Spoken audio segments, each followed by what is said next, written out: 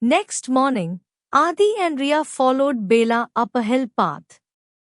As they climbed higher, the air grew cooler and fresher. Adi and Riya enjoyed it, especially after the sweltering heat of their home. When they reached the top, they saw a vast, open field unlike anything they had ever seen. It was made of clouds. Fluffy, white clouds stretched out before them, and cats were bouncing, swimming, and lounging on them. Are these actually clouds? Riya asked in wonder, looking at the soft, white substance covering the ground. Yes, Bela said with a smile, in cat country, we can bring clouds down to the ground so we can play on them. They can support our weight and allow us to jump and bounce. Can we try it too? Adi asked, his eyes shining with excitement. Of course. Bela said enthusiastically, just be careful, because when you jump on the clouds, you'll go higher and higher, so start with small jumps. Adi didn't listen to the advice and jumped straight onto the clouds. His first jump sent him soaring almost 2 meters high, and when he landed back on the clouds, the bounce propelled him even higher. He flew up to 6 meters in the air. Ah! Help! Adi cried out, flailing in midair. Riya panicked, but Bela calmed her down. Don't worry, he'll be fine. The clouds will catch him safely. And true to her words, as Adi fell back down, a cloud puffed up beneath him and caught him gently. Wow! Adi exclaimed, panting, this is incredible. Riya started more cautiously, walking slowly onto the clouds. The sensation of bouncing up and down was so wonderful that soon she was jumping high with Adi.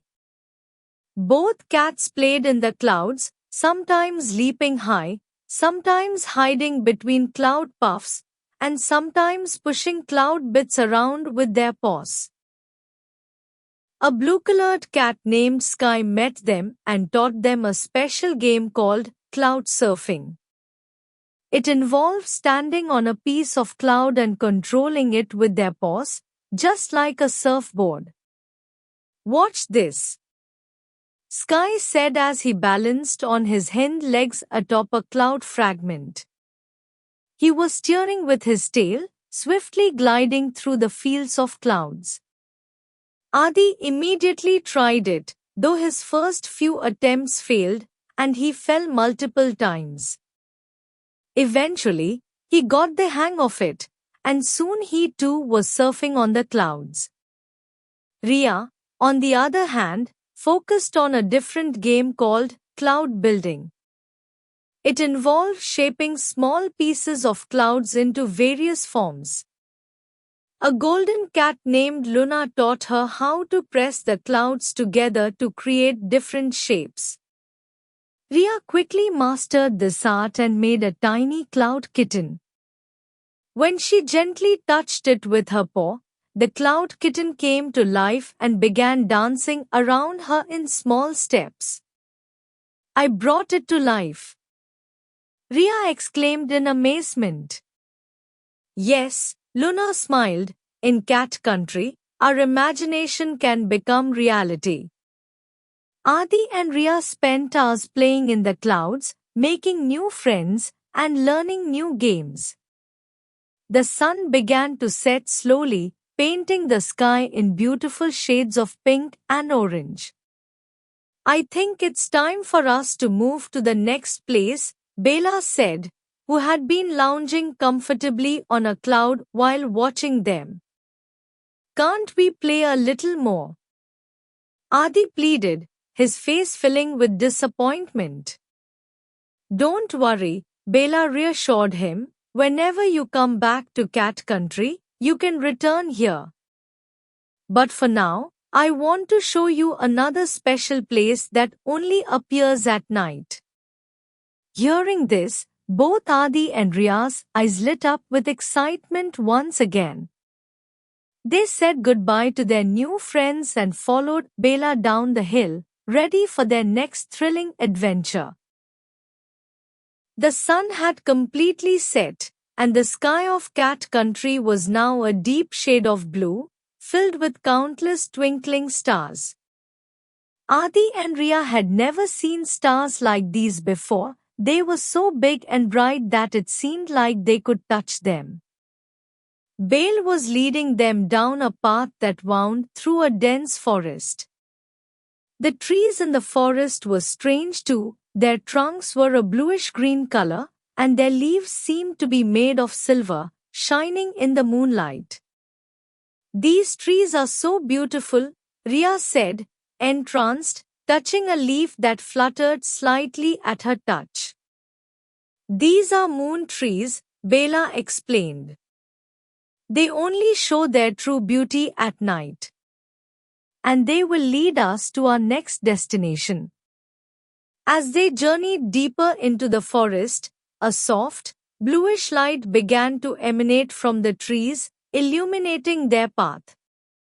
It was a magical sight, a path of blue-green light winding through the forest.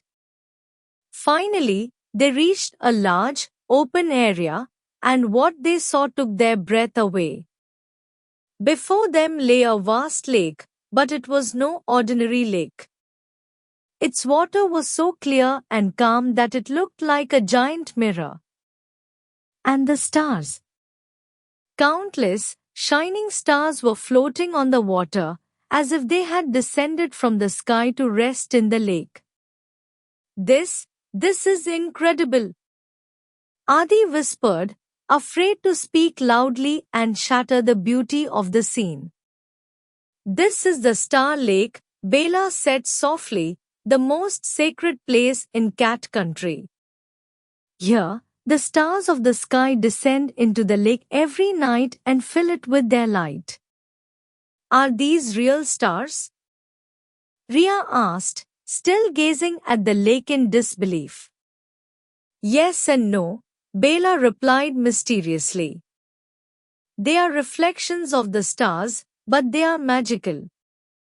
Watch."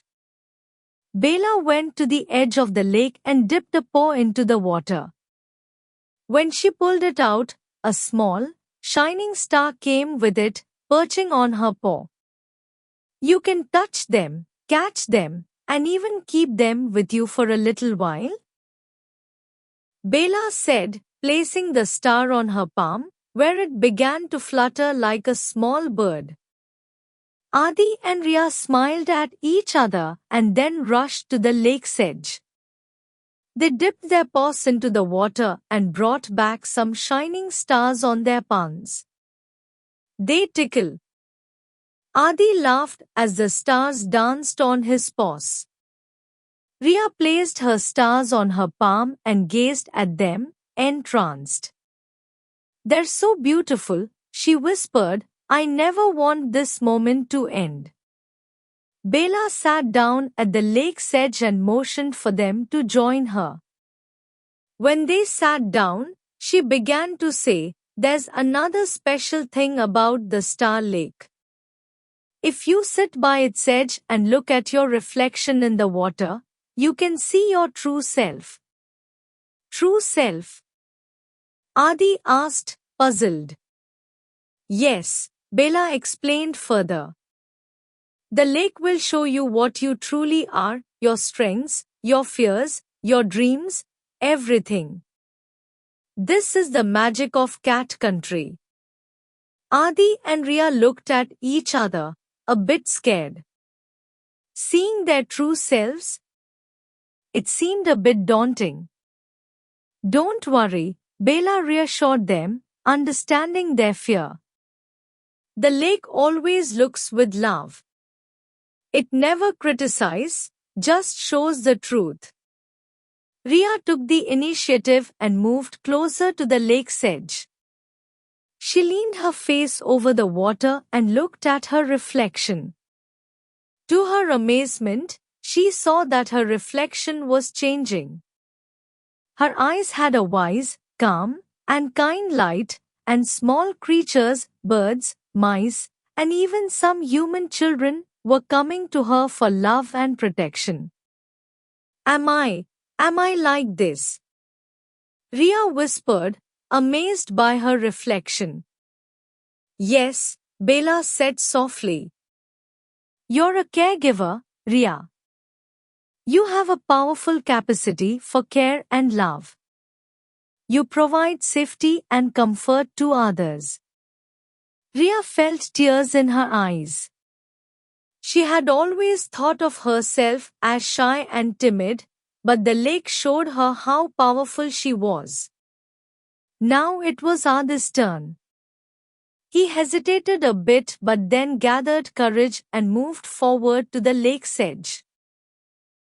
When he looked at his reflection, he saw a brave, enthusiastic cat climbing rocks, crossing rivers, and exploring unknown territories. But he also saw something else every step of the way. He was looking back, making sure Ria and others were safe behind him. Am I a guardian? Adi asked, acknowledging his reflection. Yes, Bela confirmed. You're an explorer, Adi, but you're also a guardian. You go on adventurous journeys, but you always worry about the safety of your loved ones. This is your greatest strength.